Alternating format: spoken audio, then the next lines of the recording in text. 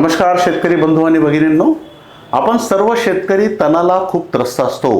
सोयाबीनमध्ये तणावरचा तणनाशकाचा किंवा निंदनाचा खूप मोठा खर्च होतो.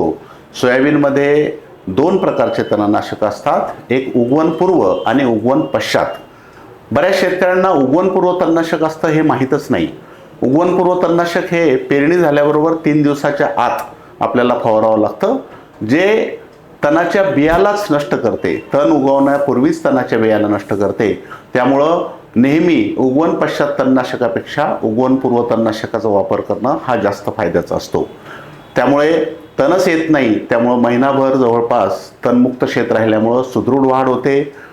अंतर्मशागत करण्याची गरज पडत नाही. उगवणपूर्व तणनाशक फवारल्यामुळे उगवणपूर्व तणनाशक फवारल्याचा खर्चसुद्धा कमी होतो आणि वेळेवरची धावपळ टळू शकते. त्यासाठी उगवणपूर्व तणनाशकामध्ये अमोनी, बूस्टरचं अमोनी 12.4 ग्रॅमची एक पुडी असते, ती एका एकरामध्ये आपण वापरू शकतो.